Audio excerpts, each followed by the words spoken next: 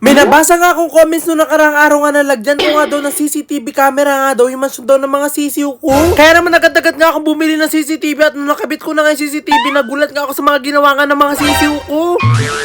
Alas 12 nga ng tanghali ito nung naisip ako nga lumabas ng bahay kasi nakita ko nga yung labas na medyo madilim nga yung langit. Hindi ko nga kasi pwede hayaan nga itong mga sisiw at bibi ko nga dito sa labas kapag nga umulan. At habang naghihintay nga akong umulan, bigla ko nga naalala na meron nga pala akong nabasang comment nung nakaraang araw. At ang sinabi nga sa comment na lagyan ko nga daw ng CCTV daw yung mansyon nga ng mga sisiw ko. At buti na nga lang talaga na nabasa ko nga yung comment na yun kasi ilang araw na nga ako lagi na nag-aalala kapag nga natutulog ako kasi hindi nga ako mapakali nga dito sa mga sisiw at bibi ko. Natatakot nga kasi ako lagi kasi baka nga pagkagising ko nga lagi ng umaga talaga makita ko na itong mga sisiw at bibi ko nga napatay na. Simula nga dumating nga itong mga sisiw at bibi ko talaga yun na nga yung kinakatakot ako tuwing umaga. At buti na nga lang talaga na nabasa ko nga yung comment na yun kasi kung hindi ko pa nga nabasa yun, hindi pa nga ako bibili nga ng CCTV. At nung naka-order na nga ako, agad-agad din naman nga dumating nga yung CCTV nga na in-order natin na ikakabit ko nga sa mansyon nga ng mga sisiw ko. Ayan, sa wakas dumating na. So ito na mga kapudi, dumating na nga itong in-order nga natin na CCTV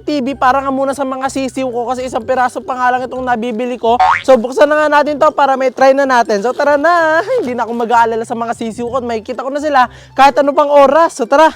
Isang piraso nga muna CCTV nga yung binili ko. Tita, try ko nga muna to kung maganda nga talaga maayos nga to na makikita ko talaga yung mga sisiw ko. Baka nga kasi pag bumili nga ako ng marami nga nitong CCTV na to tapos hindi pala gumagana at pangit pala, edi sayang lang yung pera ko. Kaya talagang tatry nga muna natin itong binili ko nga isang piraso nga CCTV at kung maganda nga to talagang bibili nga ako na mas marami. At bumalik na nga tayo dito. Ito na nga na yan. Box ko na nga tong CCTV nga na naibili ko nga online. Tawa pa nga ako ng tawa sa mga oras na to kasi bumili pa nga ako ng SD card para nga sa CCTV na to. Meron na palang kasama. Ayan, so ito na nga yung camera natin. Ayan. Ayan yung camera natin para sa mga sisiw ko. So maliit lang siya. Talagang pwede siyang isabit kung saan-saan. At hindi siya mahirap ikabit. So ito na. Buksan na natin para mapagana na natin to. At makabitan na natin ng CCTV itong mga bibi ko. So tara na! Ito nga yung first time ko nga na bumili nga ng ganitong klase ng CCTV at ganito nga kalit kaya talaga kinakabahan ako baka nga hindi gumana. Sa murang halaga nga kasi ng CCTV na to talagang hindi malayo na hindi nga gumana nga tong CCTV na to. And then, ito na yung CCTV! Di ba? Late lang. Hindi ito mapapansin ng mga sisiw ko na CCTV to. Baka kakalain lang nila. Labasan lang to ng pagkain nila. Pero di nila alam CCTV to. Ayan. Ayan, para ba ito mapagana?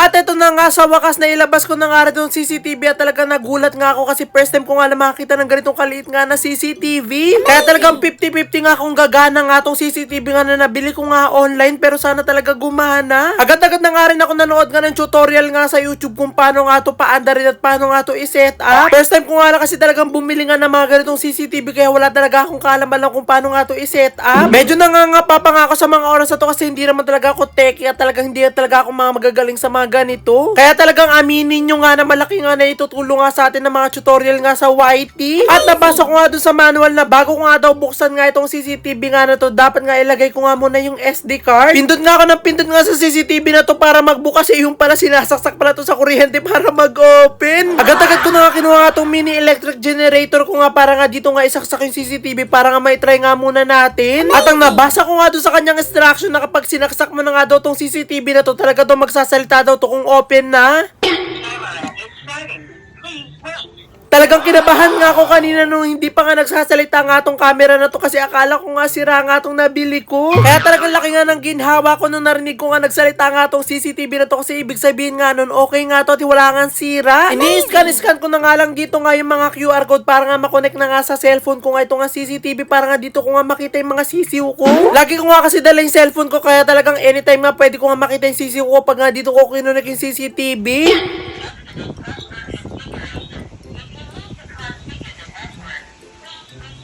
At akala ko nga na okay na nga dahil nga nagsalita na nga tong CCTV camera, yung pala hindi pa pala. Talagang umabot nga ako ng 20 minutes na sa pag-aayos nga dito para nga ma-connect nga tong CCTV sa cellphone ko. Sobrang namumroblema na ako sa mga oras na to kasi sinusunod ko naman yung instruction kaso ayaw nga talaga ma-connect nga sa cellphone ko. Kaya talaga sa mga oras nga na to talaga nawawalan na nga ako ng gana na i-setup nga tong CCTV na to kasi kanina ko pa nga siya inaayos pero ayaw talagang maayos. Kaya talagang totoo nga kasabihan na kapag may tiyaga, may nilaga kasi sa wakas nga naayos naayos ko na siya. Halos lahat na nga ng tutorial na panood ko, talagang umabot nga ako ng mahigit 1 oras nga sa pagtsatsaga para nga maayos to. Kaya talagang laking tuwa kung ano nakita ko na okay na nga talaga naayos ko na at pwede na nga siyang gamitin. Akala ko nga okay na nga agad at pwede na nga gamitin, yung pala kailangan pa pala siya lagyan nga ng password. At talaga naman kailangan nga talaga itong lagyan nga ng password kasi kung hindi nga ito lalagyan ng password, talaga ma-access nga ito ng kung sino-sino. At matapos nga ang paglalagay ko nga ng bonggang password, ito na nga sa wakas gumagana na siya at pwede na siya ikabit sa mansyon ng mga sisiw ko. Bago ko nga muna nga ilagay nga sa mansyon nga ng mga sisiw ko, talagang tinry ko nga muna siya kung gaano nga kaganda or kapangit nga yung quality niya. At talaga namang sobrang nga ako napawaw nga sa quality nga nitong CCTV na to kasi sa halagang ganun nga kaliit na presyo, talagang ganito na siya kaganda. Lagyan na natin to sa kanilang mansyon. Ito na yung mansyon nila.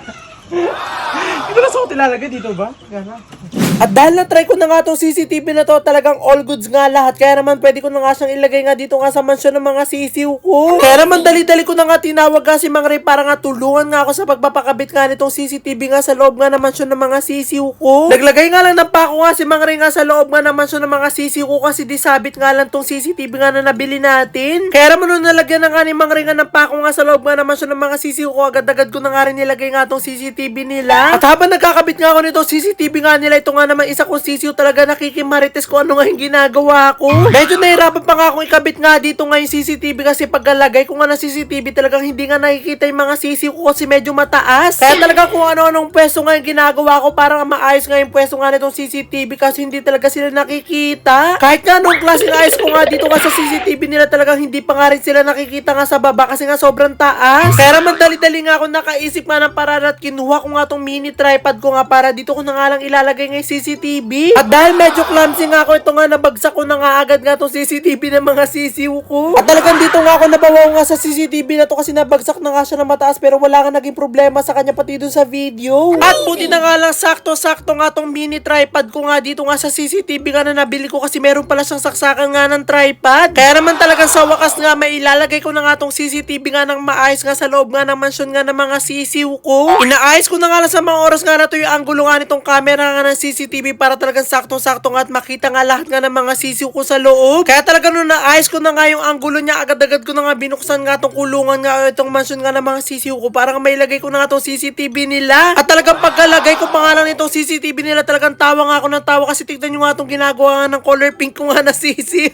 Kakalagay ko pa nga lang ng CCTV nga dito sa loob niya, talagang binabalandra na nga agad niya yung mukha niya dito sa CCTV. Pangarap nga siguro nga nitong sisiw ko nga na color pink na maging artista, kaya talaga sinasara niya ni sarili niyang humarap sa camera. Tumagal nga rin ng mga ilang minuto nga yung sisiw ko nga dyan sa camera, talagang nanawa na nga rin siya at umalis na siya doon sa pwesto niya na yun. Medyo naku-curious pa nga itong mga sisiw ko nga dito nga sa nilagay ko na gamit nga sa kanila. Akala nga siguro nila pagkain nga to. At talaga namang walang sawa nga nilang tinutuka nga tong camera na to at sana talaga wag nga masira to, kakatuka nga nila. At talaga namang sobrang saya ko na nga sa mga oras na to kasi simula ngayon nga hindi na nga ako mag-aalala nga sa mga sisiw ko kahit natutulog nga ako sa kwarto ko. Isang click ko nga lang nga dito sa cellphone ko, talagang makikita ko na nga agad yung kalagayan nga nila. Kaya talagang bibili pa nga ako ng marami nga nitong CCTV na to para nga mailagay ko nga sa lahat nga ng mga alaga ko para nga lahat sila na-check ko na. At sa mga oras nga na to, talagang pinapanood ko na nga lang sila mula nga dito sa labas gamit nga tong cellphone ko. Talaga natutuwa nga ako sa mga ginagawa nila. At dito ko talaga nalaman nga sa CCTV na to na talaga sobrang kulit nga nitong mga sisiw ko. Kapag nga lagi nga ako nandito nga sa mga sisiw ko, talagang lagi ko nga sila nakikitang matamlay. Kaya talagang dahil nga sa CCTV na to, nalaman ko nga kung gaano nga sila kalikot na talagang paano nga sila naglalaro. At kahit nga nasa malayong parte na nga ako ng bahay nga namin, talagang nakikita ko pa nga rin yung mga galawan nga nila sa loob ng mansyon nila. Kaya talagang maraming salamat nga sa nag-comment nga na bumili nga ako ng CCTV para nga sa mga sisiw ko.